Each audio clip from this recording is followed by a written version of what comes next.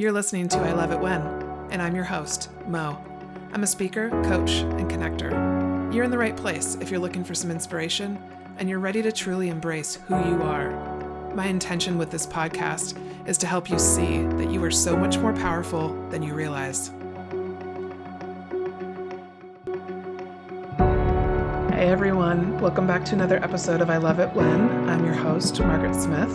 I go by Mo, and today we're going to talk about money.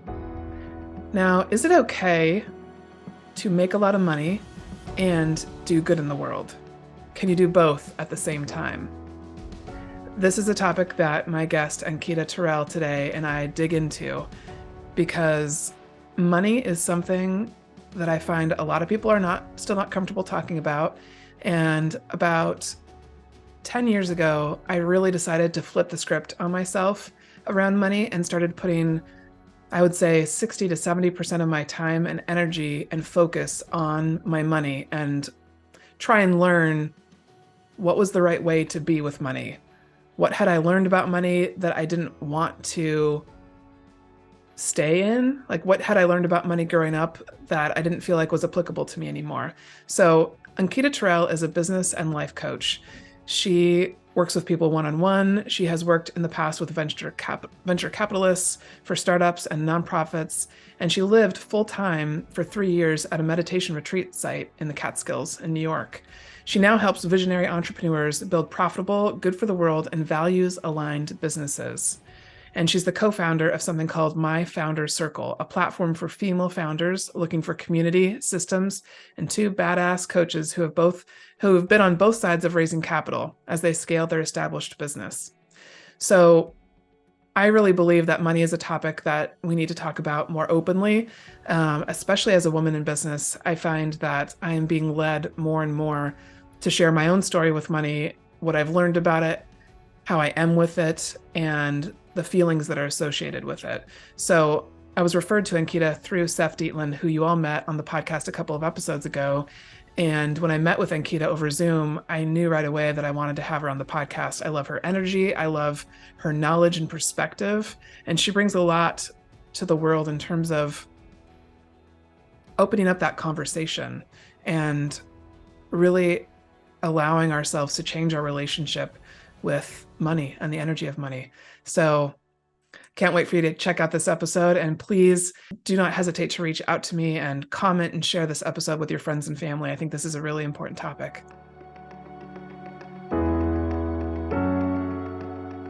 Hey everybody, welcome back to another episode of I Love It When. I'm really excited today to introduce you to a new friend of mine, but I feel like I've known her for much longer, Ankita Terrell. I met Ankita through Seph Dietlin, who you all just met on the podcast.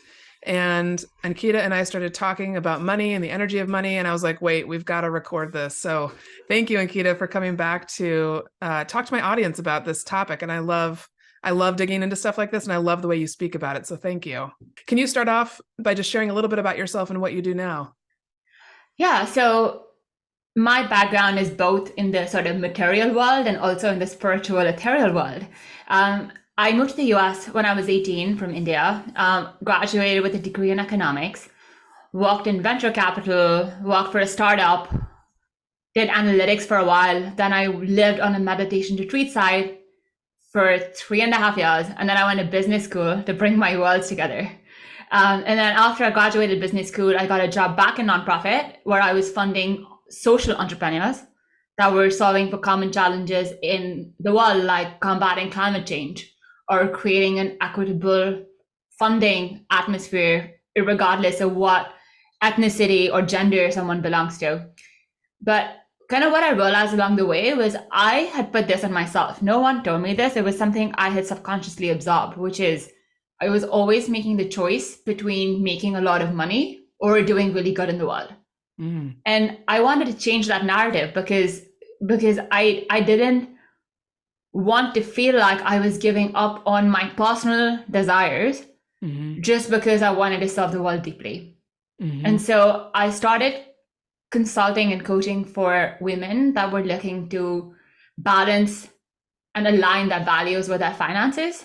And then the more I started working with women, the more I realized that I was working with with business owners. And I also love the strategy piece. So I kind of pivoted, and I am a business and life coach that helps visionary entrepreneurs make money and build a values aligned business. I love this so much. Can you share a little bit about your part of your journey of working with venture capitalists? What was that like? To talk a little bit about how you married these two worlds. So when I say venture capital, right, like I was a fellow for the summer when I graduated, and it was very much like in the startup world of like looking at a lot of new business ideas and kind of doing the due diligence on what makes and doesn't make sense as an investment. But I also did that when I was working at the nonprofit that was funding social entrepreneurs. It was a very similar full circle moment in my career where I was looking at companies or looking at businesses and founders, and kind of the realization that most times investors don't invest in the idea as much as they invest in the founder. Interesting. Okay. And then can you share a little bit about your personal spiritual side and what that looks like, what you believe, and how you decided and why that became such an important part of your life, I think? Yeah. So, I grew up very spiritual, and it was something that was really important to me on my own. It's not something that my parents ever forced on me. It was always welcome. And I think the thing that people may not realize about India is that India, at least the India that I grew up in, is very secular. So I grew up, in a Hindu family, but I went to Catholic school. I had friends and family that were would follow all religions. My mom, and we go to Shabbat dinner sometimes with her clients. And so it was very secular. So like, it was more about the feeling of being in touch with that spiritual and higher vibration. It was never about a particular place of worship or a particular entity of God. So when I was 10 years old, I decided that I really wanted to be more in touch with my inner self, which sounds crazy at 10, but that's amazing. I somehow convinced my parents to let me go and live in an ashram for a month over the summer. Wow. At 10 years old. At 10. And so my mom dropped me off and then picked me up at the end of the month, but I was there for a month by myself. And this is going to give away kind of how old I am, but in the late 90s, there were no cell phones. So it's not like I had a cell phone that I was able to communicate with friends or with my parents. Like there was a landline that would work sometimes and not work sometimes. And it was a very cool experience of just grounding and being in touch with things that bring you true joy. And I think I realized at that age that I was capable of feeling this incredible, unstoppable energy and love when I was in touch with myself. Oh my gosh, that's amazing. Were there other kids there? Was it all adults? Well, there were, I wouldn't say like, I don't know what they would call them adults, but the next youngest person was probably 17. Okay. So I was definitely a youngling. I love that. And then can you share a little bit about the Founders Circle that you've started and what you do with that? Because I think that's a really interesting aspect of what you do now. Yeah. So as I was starting to work more and more with founders and I was trying to build my business, I was helping people in a couple of different ways. So I was leading them through a one-on-one coaching journey, which looks different for everyone, but like you work one-on-one for a certain length of time. And then there's also this special energy that is in a group. And I was starting to lead group containers. And in like late 2021, I met my co-founder who was also starting to lead her group containers and her one-on-one client journey. And we realized that instead of competing, building this group container, we should combine forces and bring our two superpowers, mine being that like spiritual side, being that strategic side, and her being this like marketing super brain. She raised $1 million in venture capital. She scaled on social media. Very different than me, but like both of those are sort of that journey that I was talking about that I went on of the material and the spiritual, and integrate our two different experiences and lives into building a container together.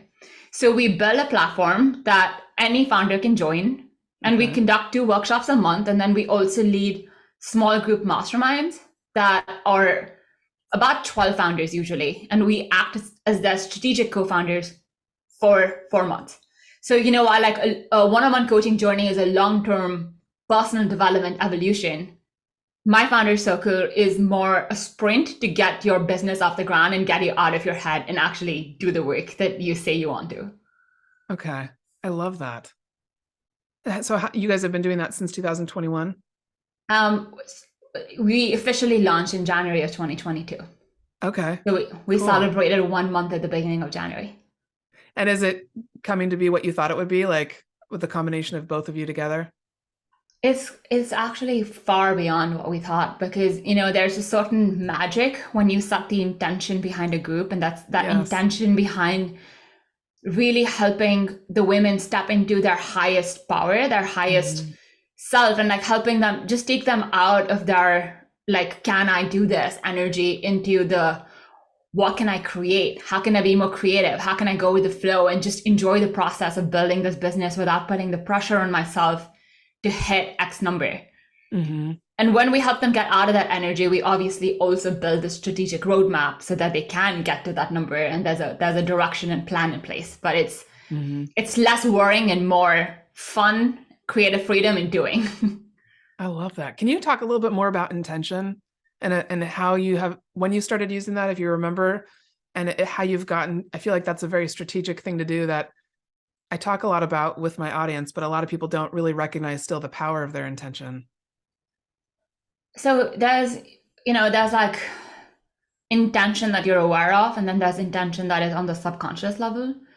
But intention, like setting an intention, is probably the most important thing that you can do. And for me, I think that the moment of intention looks so different for everyone. And I remember using it kind of when I was telling you, when I lived in the spiritual and the meditation retreat side when I was 10, just remembering how I felt every day of starting the morning with like gratitude or like connectedness, prayer, whatever that looks like.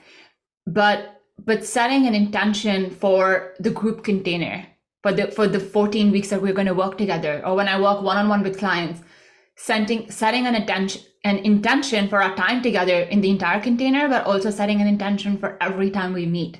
It just helps remind us of that grounded energy that we want to bring, of that greater mission of why we are doing the work that we are doing, why we were born into this world, into this physical material world, to make an impact and to fulfill our desires in whatever way we want to. Can you give an example of an intention you would set before a meeting?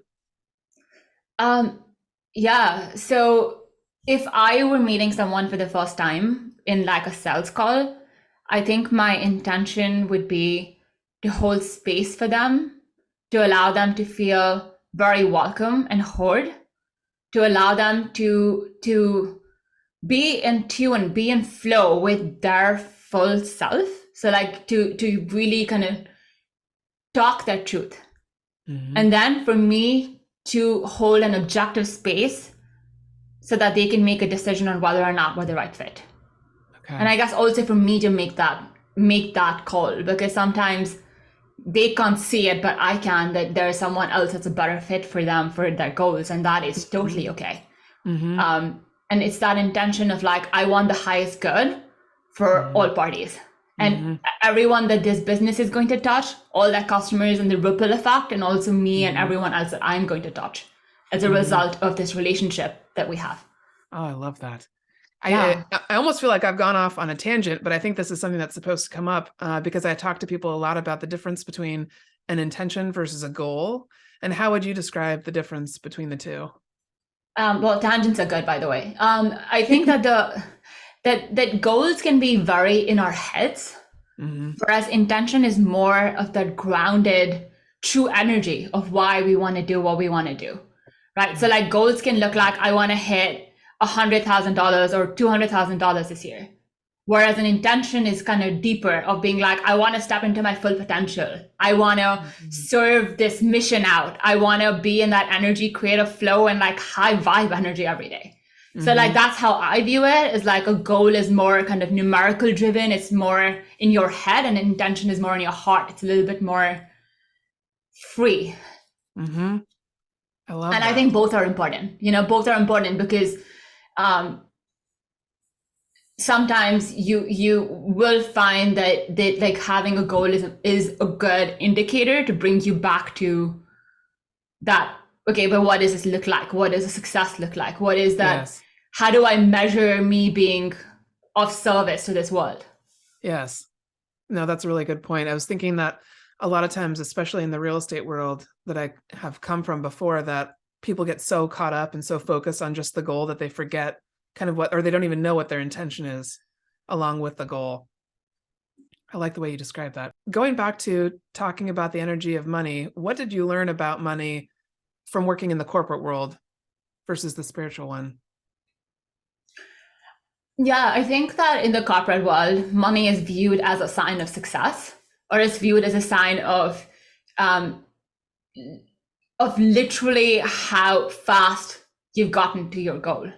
Whereas Mm-hmm. in the spiritual world, it's more about tapping into that unlimited flow of being like, I'm not worried about paying my bills, or I'm not worried about the day to day. I'm just kind of in tune with that flow of allowing money to be a vehicle for how I live in this material world. But it's like it's one form in which abundance shows up, and kind of just how we work in the society. We use money to transact, to have clothes, to eat food, to go places, and I think it's just like in the spiritual aspect is just viewing it as that energy that allows all of those things to be possible.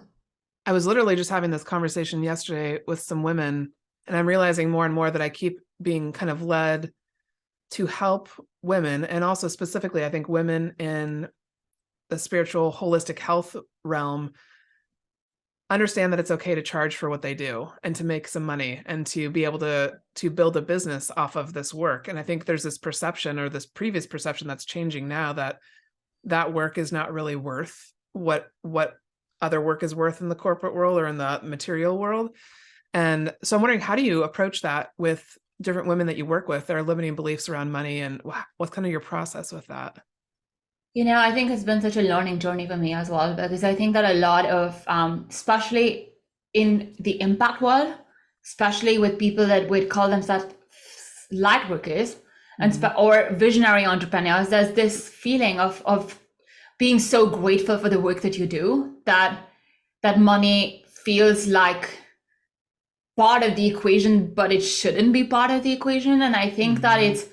it's about, for me personally, I realized that if I have enough money, I can show up more fully for the people that I work with.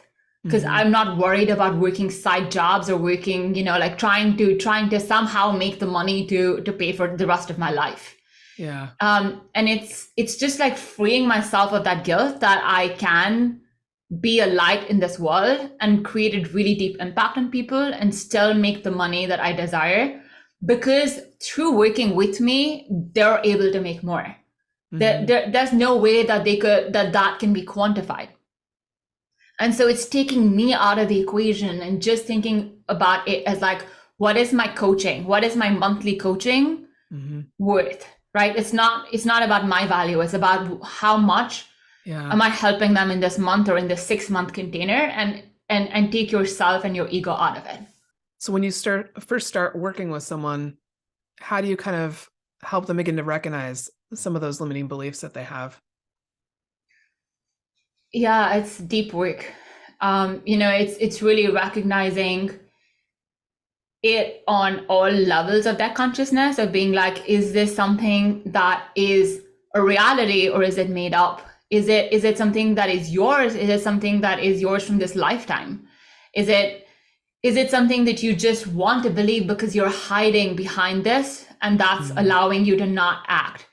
And so it's really understanding where that limiting belief comes from, and then we can work through it. And it's not about ignoring it. It's about being like, okay, so this is a belief we have. Let's work with it and through it to get to the other side. I love that. What are some of the shifts that your clients see as they begin to alter and change those limiting beliefs? Yeah, I think it's like not being afraid to make the decisions that they want to make. So like, Yeah. for instance, like letting go of work that has not fulfilled them Oh in my gosh, years, yes. Yes. but they were holding on to it as a crutch of being like, this pays my bills and allows me to do all of this other work. But being like, but if you can Hmm. let go of that, you're opening the door. You're opening the door Hmm. for something beautiful and magical to come in. Hmm. So that's an example. And then it's kind of like even allowing, someone that was working for free in this capacity of being a light worker for years, allowing them to like have their first paid client and being like, now they're telling you how much you've changed their life. Like now you know Yeah. you can do it. So like let's build up slowly from here.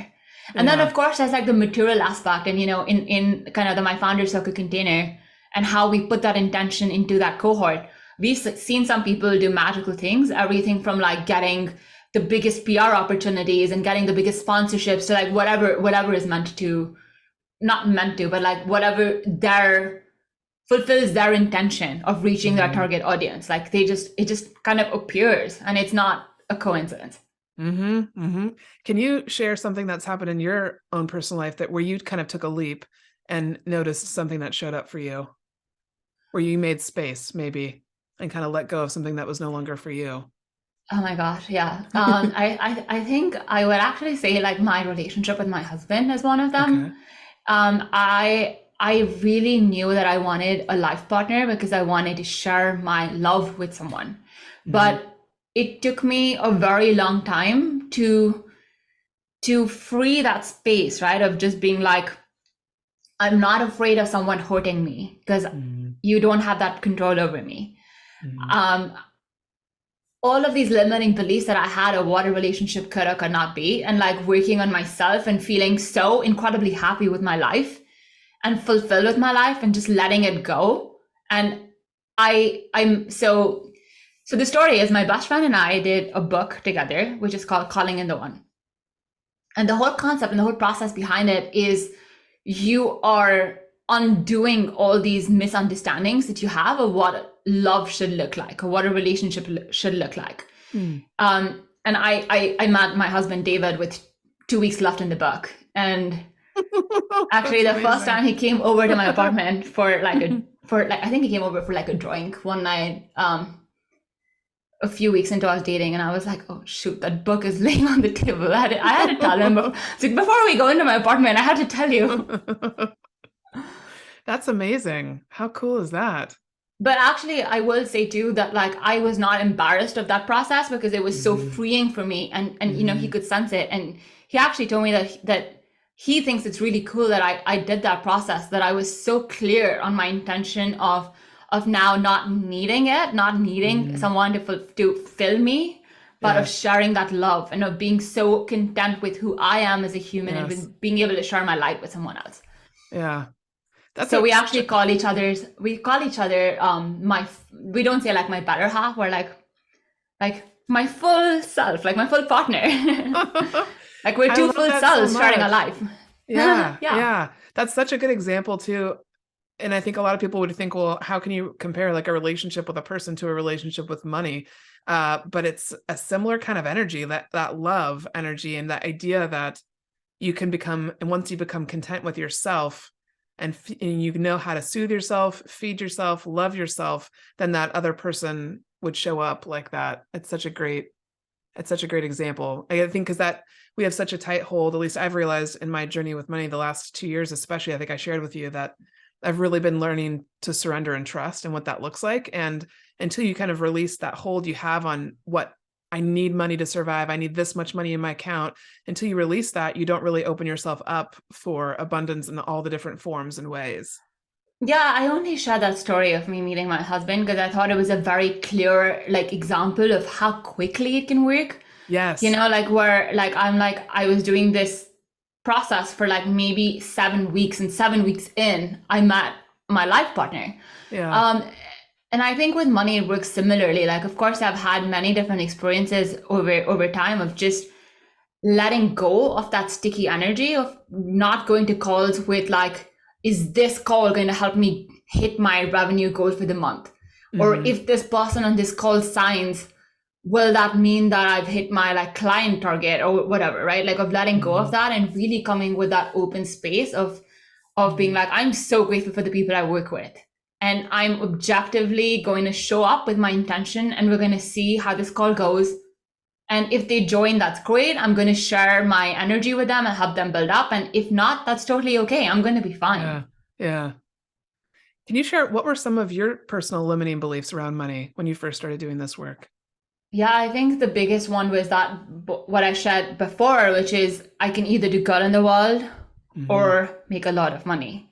And I think that the other one for me had always been, if I make a lot of money, it's that I'm going to be really busy and I will be unavailable for the people I love. Oh, wow. And that's a good one to just talk about. Undoing that has been, a process for me, because I think growing up, I always saw the hustle culture of all the people. I come from a family of entrepreneurs. Everyone in my family, everyone has their own business. Wow. Both my parents, all my uncles and aunts, my cousins, everyone has their own business. And it's not to say that anyone told me this. It's just something I observed. It's just that every time I saw an entrepreneur, like in the magazines and the newspapers or people around me, it seemed like they were so busy. It seemed like, they were always working, like they could never turn off, like they were working on vacation. They didn't really know that separation between work and family or like pleasure, if you can call it that. And I think for me, like undoing that belief of if I am successful and if I have to make a lot of money continuously, it means that I constantly have to work, it's been a very conscious undoing of being like, I can set my own boundaries. There are ways that I can set my own boundaries energetically and practically that don't result in anyone expecting me to work on a weekend, that don't result in anyone expecting me to respond right away to a message, that no one expects me to be posting on social media all the time if I don't want to. Can you share a little bit about, I love this so much, this conversation about what your schedule looks like during the week and what you do to intentionally put in rest and play? And I love calling it pleasure too, because I think oftentimes people don't realize that, those things that bring us joy and pleasure in life are just as important as our intentional work time, if not more so. Yeah, definitely. So I work Monday through Thursday. Okay. Friday is my play day, which is that I will do work if there's work to do, but I don't take calls on Fridays. And on Fridays, I fill my cup in other ways. So like I usually will go either to like the chiropractor or the craniosacral therapy or whatever else I want to do. But it's really like my time to like fill my own cup, because I feel like on the weekend, in the summers on Saturdays, I go to the farmer's market, and in winters on Sundays. But it's kind of like I'm running errands or I'm taking care of the house or doing something that is like, on the weekend just becomes occupied with other things. And Friday is just like a me day that I do whatever I want to do and just don't take calls. And so usually I intentionally put in working out at least 3 times in the week. And sometimes I'll try to do more. And like, my husband and I try to go on hikes when the weather is good, or on bike rides, or just we live across from the park. So like, even that is really nice, just to go for a walk on the trails. But just to make that balance of time between being on the screen and being out in nature, or just doing things that allow me to feel like my full self. Have you noticed for yourself and for your clients that when they bring in more of that, like maybe they don't have any of that in their schedule, when they start to add that in, that also brings in abundance in different ways? Oh yeah.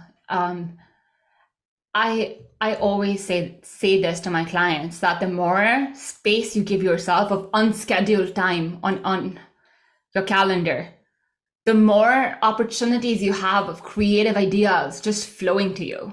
And this is not time that I'm recommending people are like scrolling on Instagram, right? Like unless that fills their cup.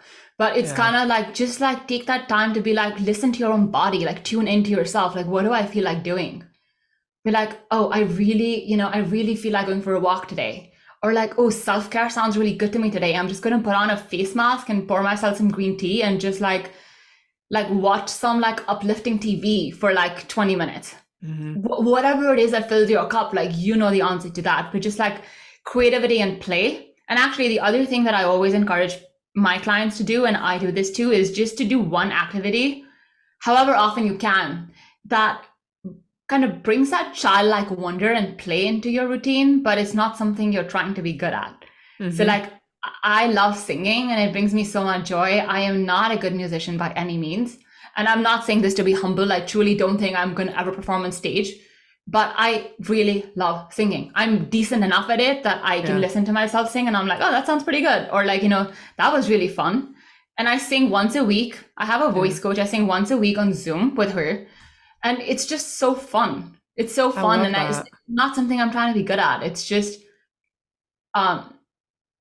helping me just step in out of my computer, out of my day-to-day, and just into that playful energy of, like, if I was a kid and I was singing, I really wouldn't care how I sound.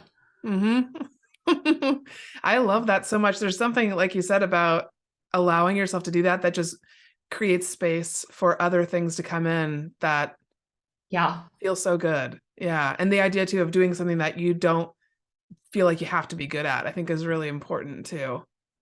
Yeah, and what that can look so different for someone, but I know some people really find a lot of creativity and flow in pottery. Or in, like, and usually it's something that, like, you're using your body. It's like you're using your body, you're using your hands, but whatever it is. It's just interesting. And the realization I had recently of watching my little nephew play and realizing that like, he'll draw and like his drawings are not like great, but he doesn't care. Like, he's so enjoying the process of creation, of just being like, you're just allowing it to flow through you. And just how can we step more into that? Yeah. You just reminded me of a story somebody was telling yesterday. They were telling me about their son, and they were saying how he goes so fast in school, like his brain goes so fast and just goes so fast in general. The only time his teacher noticed, the only time that he slows down is when he's drawing. And that's when he's completely immersed in his drawing. He loves to like take his time. He'll go the slowest out of anybody in class because he's just immersed in it. And she said something to the parent about like, keep doing this. Like, and they happen to be a very artistic family. The dad's a photographer. The mom does all sorts of different art. And so I think that's probably, I'm guessing, where the kid is finding his flow state. He is allowing and it's helping his brain to kind of settle down and just be in the moment. And I love that.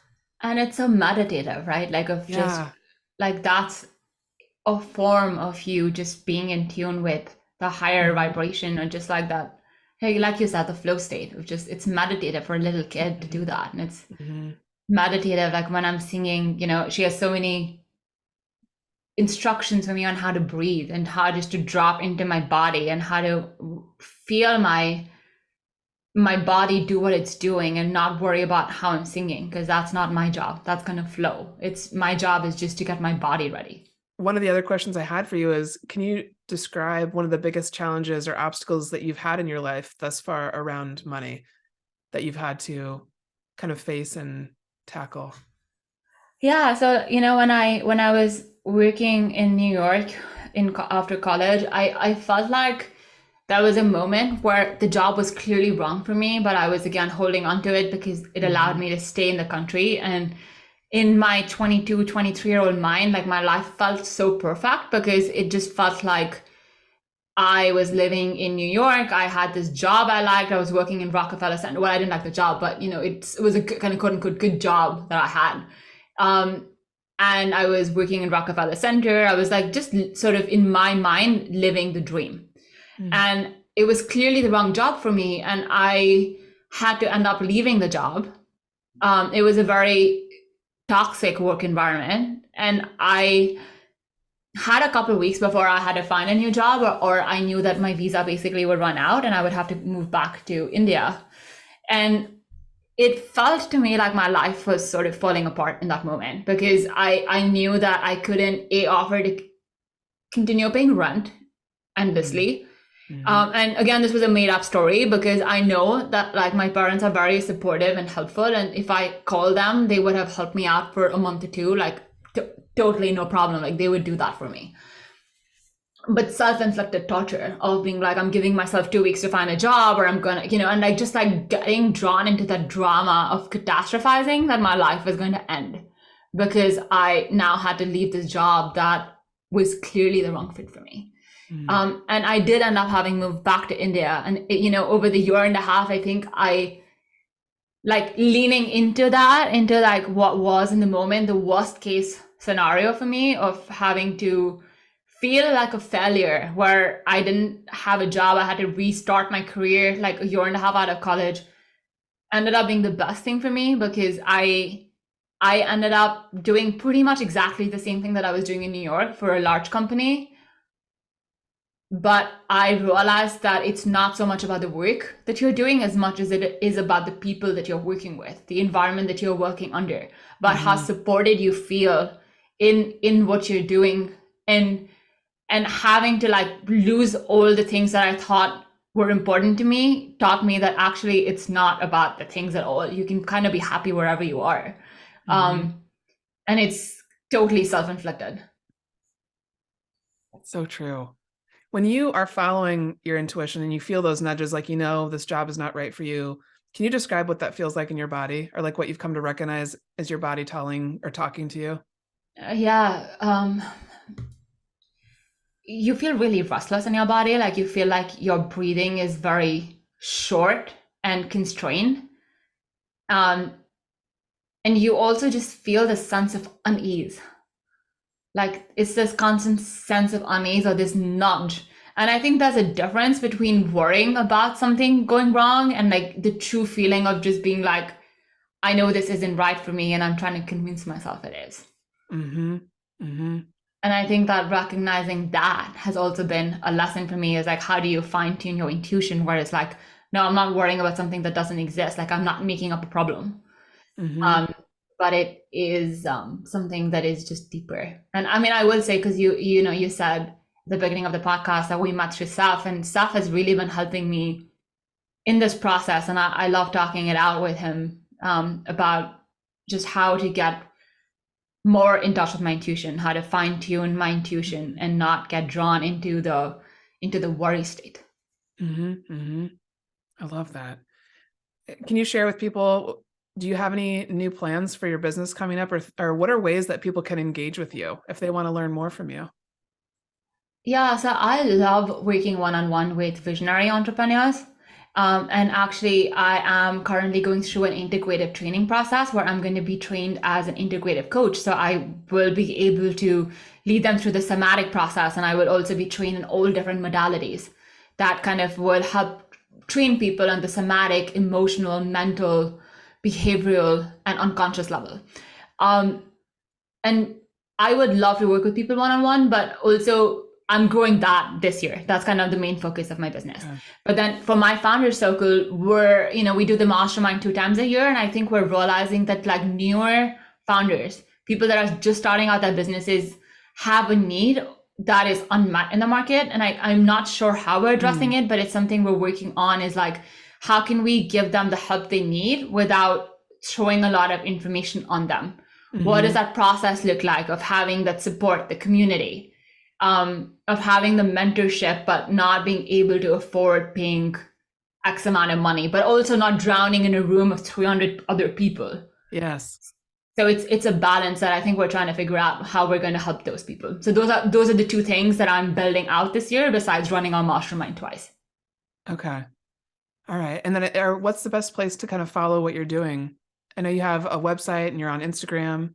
Yeah. So on Instagram, I'm Ankita Terrell. And then the website is either ankitaterrell.com or myfoundercircle.com. Okay.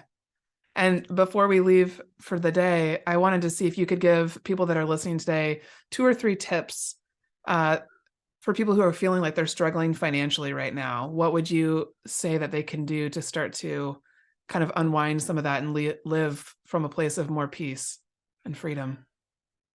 Yeah, I think people are really afraid of money. And they're really afraid of like that relationship that they have with money. And it's like a love-hate relationship. And I think my first homework for people would be to examine that relationship that you have with money, right? Of something that I have found is the more you put something on a pedestal, the harder it is to accomplish it, because it just seems like it's not your identity. So like if you're wanting to hit a certain level in your life financially, but you're putting it on a pedestal, it just feels like this version of me is going to someday come to me. But it's like, what are the small things that you can do and embody today that are the same? Like, what is the feeling you're going to feel when you hit those financial numbers? And like, how do you start doing it? And then on a practical level, like, don't, first of all, like, look at your numbers. Like, that's the biggest thing that, you know, I can tell everybody is like, look at your numbers. Like, the more you look at it, knowledge is power. The more you look at it, the better you'll be able to accomplish and kind of tackle it. And don't be afraid to ask for help. Because I think everyone thinks I am not good with money or I don't know enough. Yes. But the truth is, a lot of people are in a similar position, and talking more openly about it will allow you to get the help that you need to overcome where you're at and move into where you want to be. I love that so much. Thank you so much for your time today. One of the last questions that I always ask people is, what's your current I love it when for the world? I love it when people feel totally in alignment with who they are and who they're meant to be, and when they can create from this energy of abundance, when they can serve the world in this great alignment, and when they can create businesses and lives where their values, their finances, and their whole lives are in complete congruence. Oh, that just gave me chills. I love that. Thank you so much. And I'm going to make sure, for those of you that are watching and listening, I'll put all of her contact information in the details, of course, and make sure to tag you on Instagram so people can come follow you. You're just a wealth of knowledge. And I love also your energy. That really adds, I think, with what you talked about earlier, your intention around what you have for the world is such a beautiful thing. So thank you. Thank you so much, Mel. And you know, the feeling is mutual.